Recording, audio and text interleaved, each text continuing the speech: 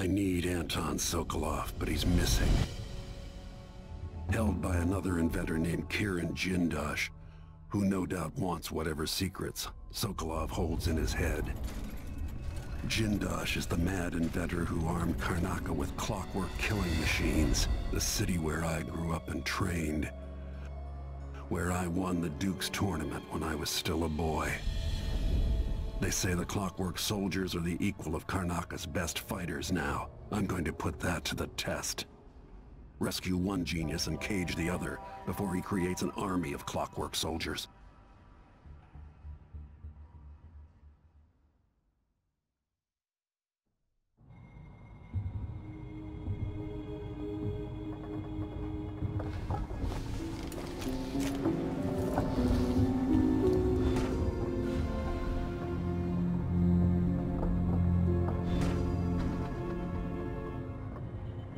And so with Hypatia taken care of, it is time to deal with Jindosh. As usual, we'll go to this travelogue in the beginning. I quite like it, actually. It's fun to see a little bit of extra, well, monologue, I suppose, from the point of view of Corvo/Emily. So, it's like a summary of what happened and what is coming.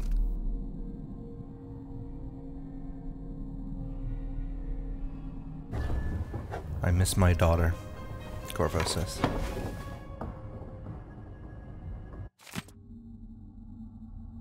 I think the real, within quotation marks, hero of this story should probably Emily. It makes more sense. It has more of a story flow and cycle that she is now the one saving her father. Talk to Hypatia before we head out. She's taken one of the rooms, just for a while, I think. Needed to be away from Admire.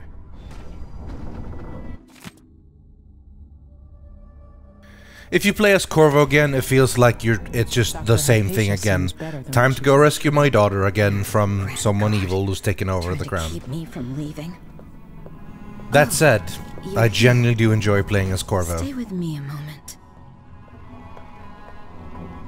Hypatia, what can you remember? I need to find Anton Sokolov.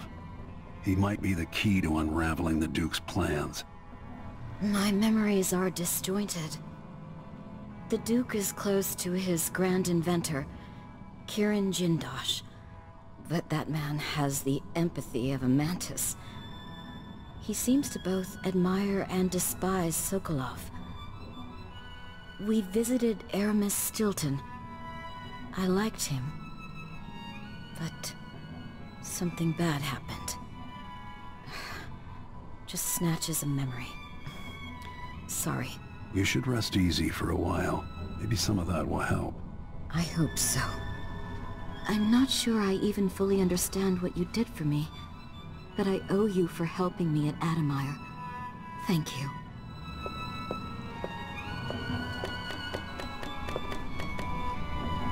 The hope is, of course, that the serum that we made, the counter cure, has actually freed Hypatia from the Crown Killer, from Grim Alex.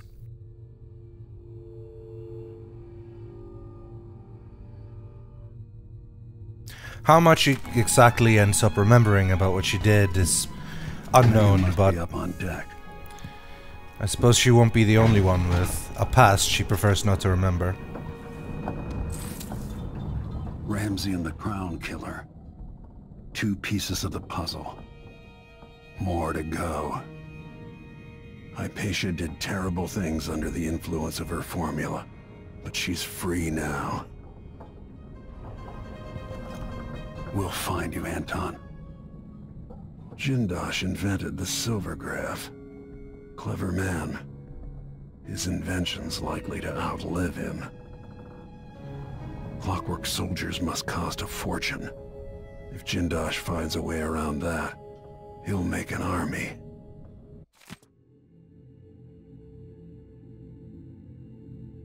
This node is particularly useful to figure out how to actually fight the Clockwork soldiers.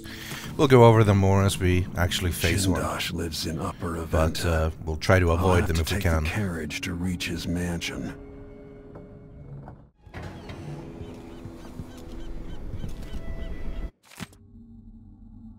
If you keep coming up here in Megan's little area every now and then, you start to get more and more notes of who she is and what she's about. At the end of the playthrough on High Chaos, we found out exactly who she is. And, well, already now you can start putting pieces together if you played the DLC from Dishonored 1. We had a bit of a side quest to do, which is find this crank wheel. There are multiple crank wheels around the boat, one in the very room close to where we found the maps and notes and stuff. But we might as well grab this one. There is a leak in the basement. I don't think this actually does anything. There's no real reward for this little side quest.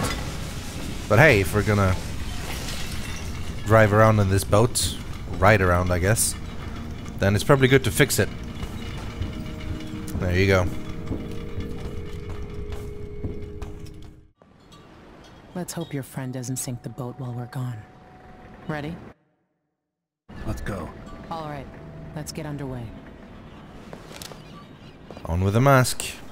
It looks slightly different than it did in Dishonored 1.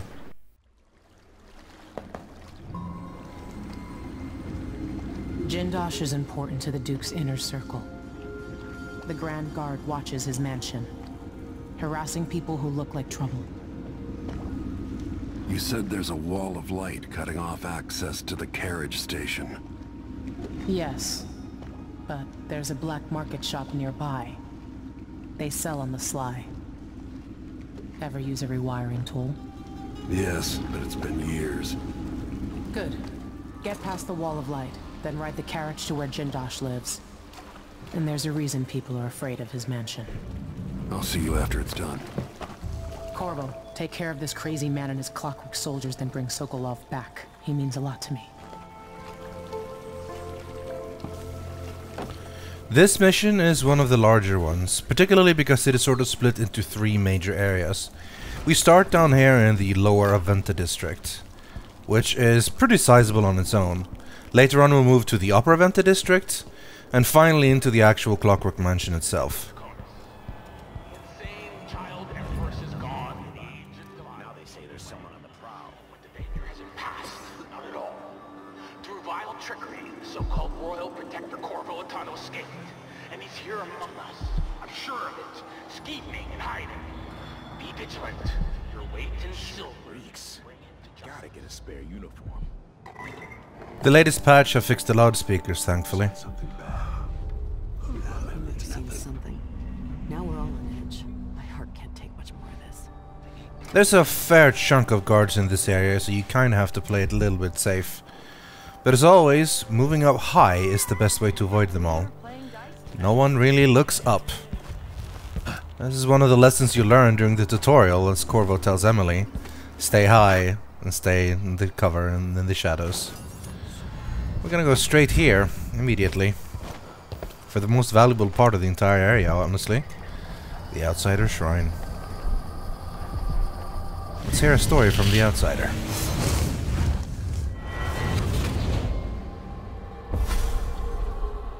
I'll tell you a story about Kirin Jindosh, a prodigy from Karnaca. Self-taught, he was hailed by the Academy of Natural Philosophy as a genius who would surpass Sokolov and bring about an age of enlightenment. But just 2 years after his arrival, he was banned from the Academy for life, for reasons that are still not public. When they deported him, he left behind a machine that drank seawater, playing music that brought listeners to tears. They promptly took it apart, and it has never worked since. There is 2 different stories you can tell. One on low chaos and one on high chaos, as far as I can tell. This one is a little bit more interesting and kind of almost is more fascinating about what exactly kind of a man Jindosh is. Jindosh is an interesting villain, I suppose we call him a villain. First of all, we're not going to go down there until we absolutely need to. Generally, bloodflies and stuff are quite annoying. It's not too bad, especially if you have the right bone charms, but we're going to wait until we need to go there to sort it out. there's a couple more of the things we want to fix out here first. Fierce winds and deep silver. Leave the ocean for those with no other choice. I do love the loudspeakers, and they set a good atmosphere, which is why I was so annoyed or sad that one of the recent patches just broke them and they didn't work. Glad it's working now again. Jindosh is an kind of evil and ruthless man, but honestly so was Sokolov, if you remember from Dishonored 1. He wasn't particularly super nice. They sort of... not retcon him, but he's sort of softened in his old age, and they don't mention some of the things he did in Dishonored 1. Arguably, Karen Jindosh could end up having the same sort of effect on the world, but he's currently against us. Strong arms. I've been waiting for this bone charm a lot. This little note sort of tells you the story of exactly why there is a dead guard on the ground. And that name, Brianna Ashworth. We're gonna hear more in the future.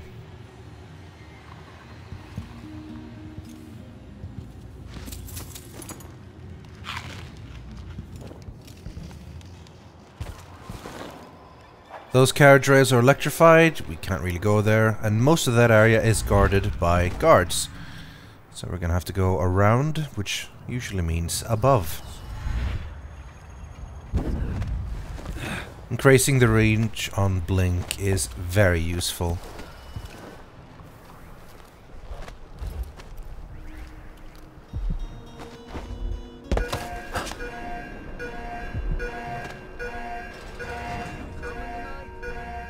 This little apartment holds the second painting, this one of the Spy Master, aka the Lord Regent from Dishonored 1.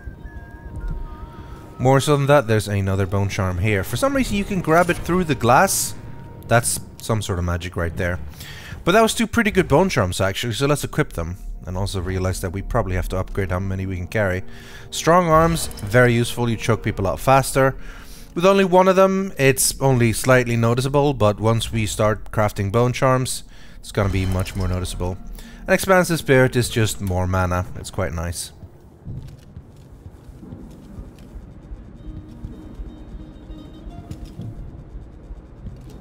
Other than that, there's not much exciting in this particular apartment, but that still looks creepy to me, that grilled beast of whatever it is. Anyway, the most important thing in this building is probably in here, aside from the bone charms and stuff.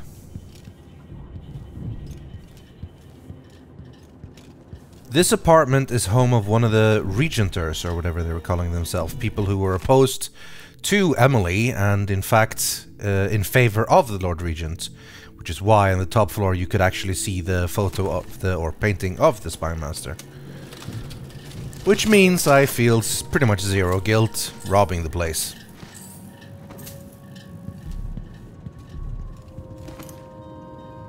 Three, one, and then a smudge. In the note it said that the code is in the usual place, so here it is. As long as we know two of the numbers, we really can just pick one and then just roll until we find the other one.